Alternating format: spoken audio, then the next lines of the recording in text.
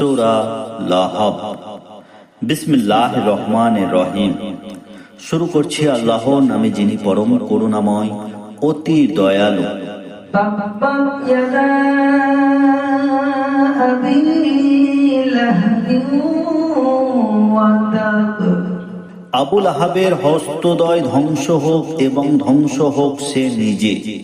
মা আগনা আনহু মালুহু ওয়া মা কাসাব।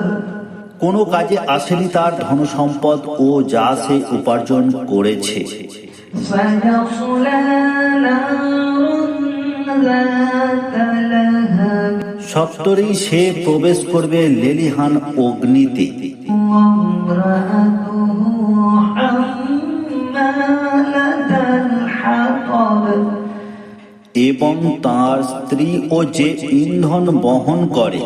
ফি জিদিহা হাবলুম মিন মাসাদ। তার গলদেশে খরজুরের রশি নিয়ে।